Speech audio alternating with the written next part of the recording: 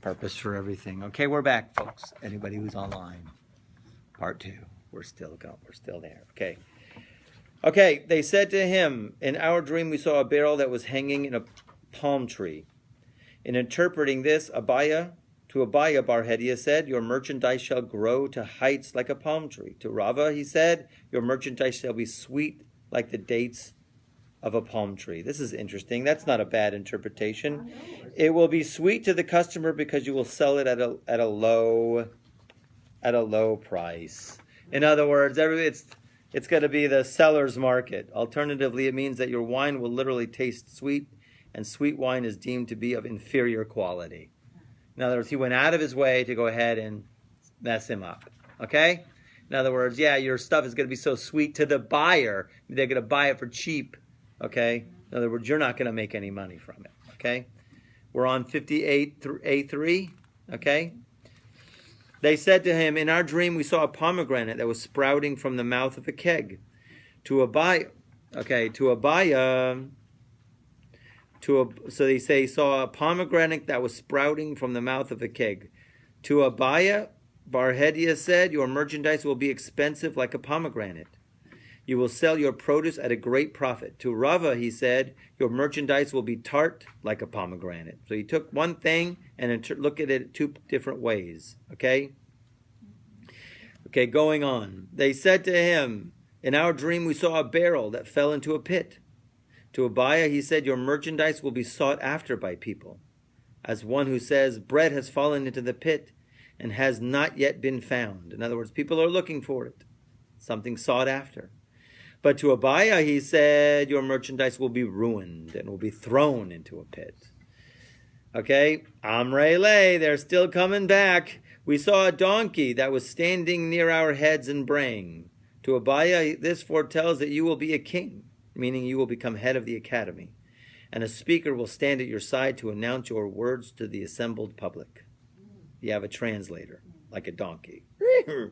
However, to Rava, he said, the words Peter Chamor, the firstling donkey, are erased from your tefillin, which means that your tefillin are disqualified. I myself have seen my tefillin, and the phrase is indeed there. Bar Hedia said to him, then at least the vav in the words Peter Chamor has certainly been erased from your tefillin. Okay, ultimately Rava went by himself without Abaya to Bar Hedia and recounted. So here we go. Now they're not going together anymore. Okay, so Rava says, I'm not going with Abaya anymore. Okay, and he recounted a dream for his interpretation. Rava said to him, Chazai deshe baraisa denafal. In my dream I saw the outer door of my house had fallen. Bar Hedia said to him, this foretells that your wife will die. Amar le chazai bachai v'shinai denatur. Rava said to him, in my dream I saw that my molars and front teeth had fallen out. Bar Hedia said to him, this indicates that your sons and daughters will die. Rava then said to him, in my dream I saw 2 doves that were flying away. Bar Hedia said to him, this indicates that you will divorce 2 wives.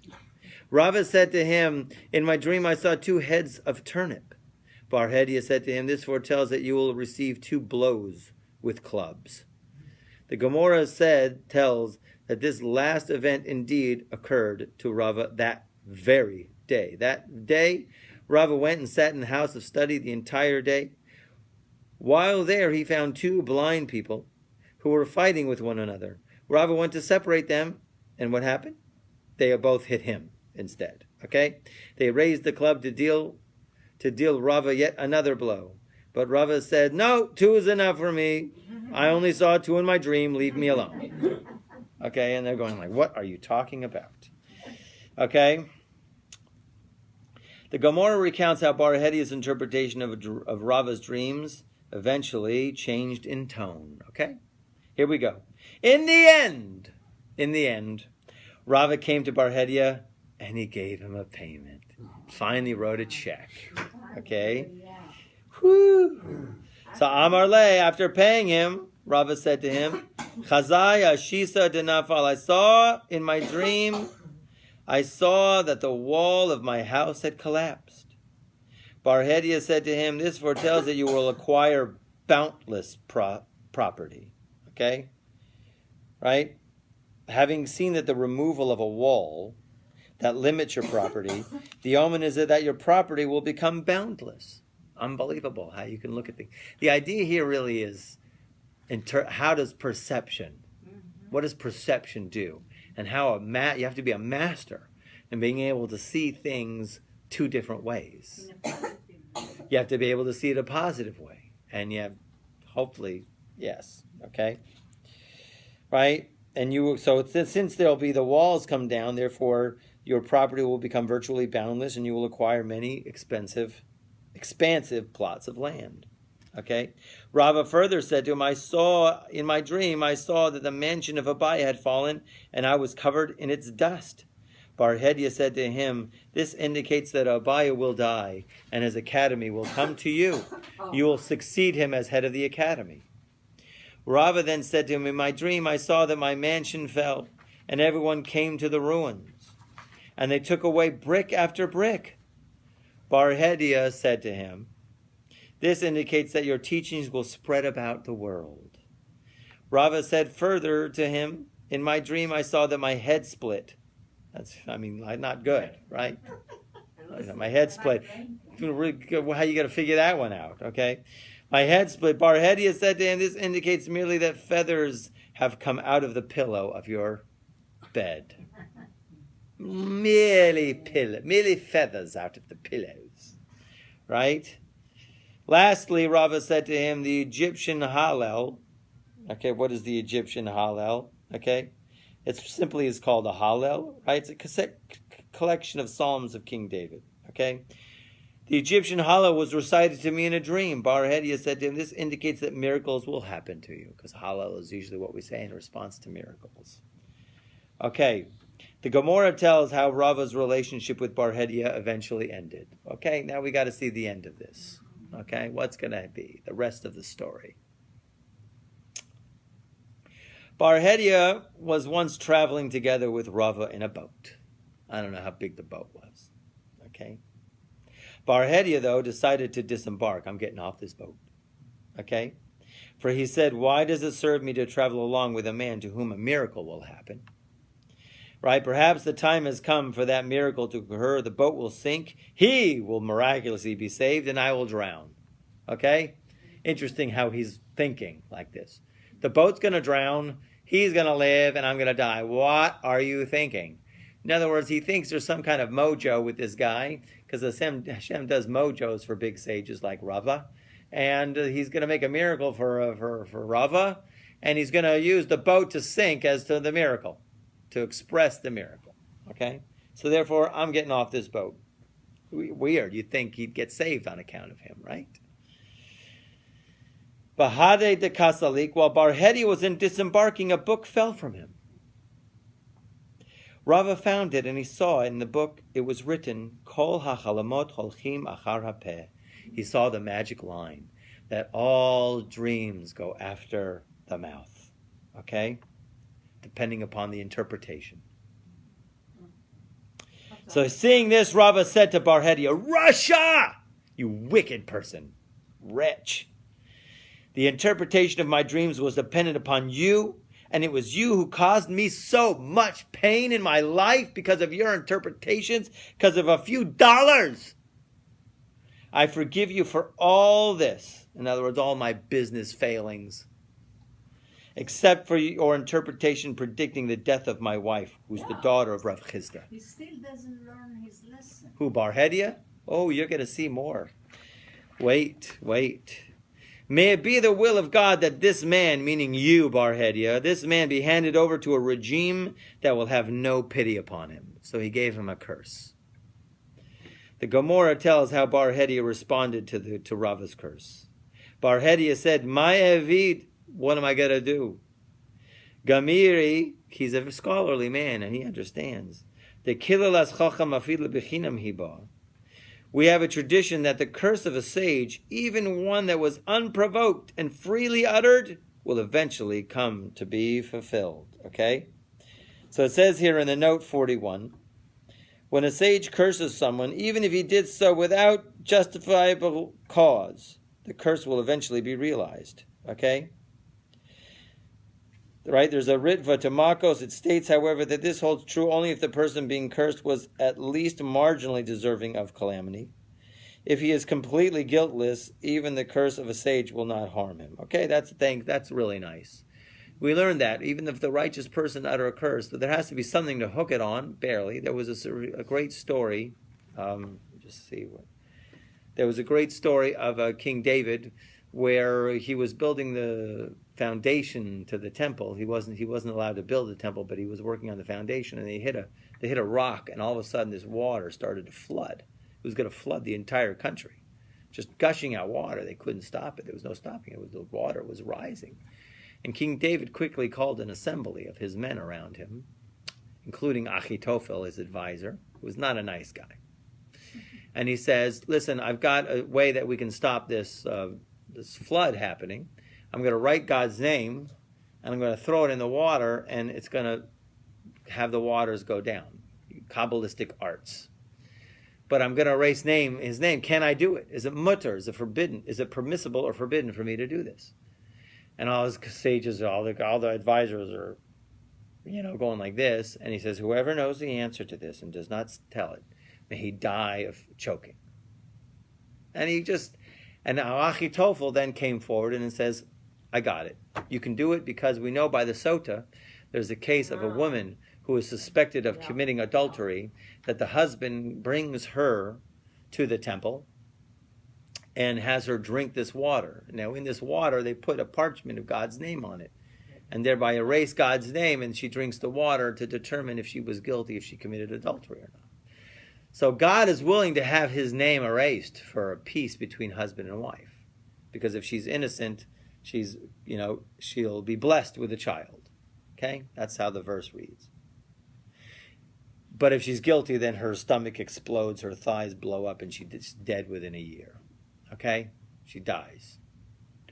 So if God is willing to have his name erased for the husband and wife, so all the more so here to save countless lives, God is willing to have his name erased. So King David did. He wrote on the tablet, he threw it in, the flood went down, great. And in the end, Achitophel, he did give the advice in the end. He did. But in the end, Achitophel did give advice to Avshalom, and he did give advice against a rebellion against King David, right? He fell to the wrong side, and when King David came back to regain his kingdom, Achitophel knew the jig was up for him and went to his house and hung himself. So he did die by choking in the end. So they say, even a tzaddik, even in jest, or even on a stipulation, right? If he says a curse, even on a stipulation will happen. Okay? Here too, Bar Hedi is going, whoa, whoa. Okay? We got a situation. So what am I going to do? Here he's justly cursed me. So therefore he said, I will arise and go into exile. For a master has said, exile atones for sin. It's known. Exile atones for sin. If you go into exile. Okay? That doesn't mean a trip to Honolulu. Okay? He arose and exiled himself to the house of the Romans. He went to Rome, and he's hanging out by Rome. So when there, he went and sat by the door of the master of the royal treasury. Now, it so happened that the master of the treasury saw a dream, and he said to Bar Hedi, I don't know why he thinks Bar Hedi is an interpreter of dreams. Maybe the rumor got around, or maybe he's just a smart Jew. Okay. I saw in a dream that a needle was inserted into my finger. So Bar Hedi said to him, give me a zuz and I will interpret this dream for you. He didn't give him a zuz. So Bar Hedi didn't say anything. The master of the treasury then said to Bar Hedi, I further saw in my dream that a worm had set itself upon 2 of my fingers. Bar Hedi said, give me a zuz and I'll interpret it for you. But he did not give him a zuz. And Bar Hedi did not say anything to him. Finally, the master of the treasury said to him, I saw in a dream that a worm had set itself upon my whole hand. This time Bar Hedi offered a reply. He said to him, what you have seen indicates that worms have set themselves upon the royal silk garb that was under your supervision. So he finally just blurted out, this is what it means, buddy. I guess I'm not going to be able to get any money from you.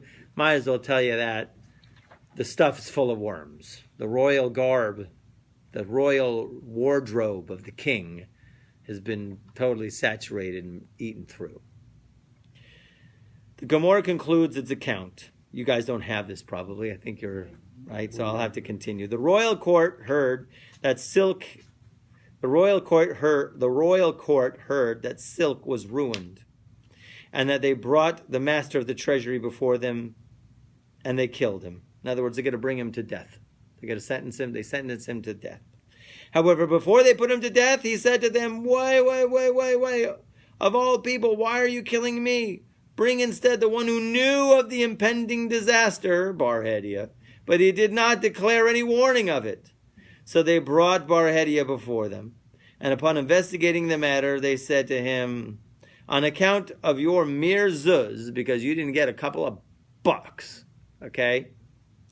The delay caused your insistence that you be paid before interpreting these dreams. The silks of the king has been destroyed because of you.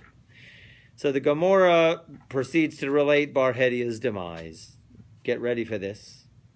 They bound together two cedar trees with a rope. They took two cedar trees and went like this, right? Okay, with a rope. And tied one leg to one cedar tree and the other leg to the other cedar tree. And then they untied the rope, binding the two trees until his head split. That is each, it's not rated. We lost our PG rating, I guess. That is, each cedar tree recoiled until it stood in its original place, right? And as a result, of course, his body split and fell into two pieces, period. That's the end of Bar-Hedia, okay? Now, you got a lot of questions around this, okay? Like, what is going on here, okay? Yes, it is. It's a metaphor. One thing, okay, you definitely see in how interpretation, you can see things that even seem like curses can be interpreted for positive, and you see even things that are positive can even be interpreted for negative, depending upon the mouth. Dreams follow the mouth, bottom line. If you go to somebody to interpret a dream, go to somebody who you know loves you, and if you don't know they love you, pay the man. The moral of the story is, don't withhold a buck for a good dream interpretation. Okay, it's not worth it. Okay. But of course, there's all these questions of why are they going to him together? Okay, I don't have an answer. I don't have answers for this. And why do they bring this down in such a way like this, where what is going on? Okay, simple. Okay. That they both go together, and then one time he decides to go, and then he decides to pay him. Why did it take so long for him to get it? That the fact that maybe if he gave him money, and then why isn't he figured it out way beforehand? No one told him that dreams go after the mouth. Poor Rava, what he had to go through, and his wife, and his kids, and everything. It's a tremendous, tremendous tragedy. Okay, but from here, you just see that for dream number two, we said there are three categories of dreams, right? One where it's like an unopened letter. You don't have to read it. One is it's a letter. You better read it. And it could be interpreted two different ways. It can go from positive to negative or negative to positive. Okay? And then, of course, then we learned about dream number three, which is definitely a strong prophetic dream. Okay, we'll stop here. Okay?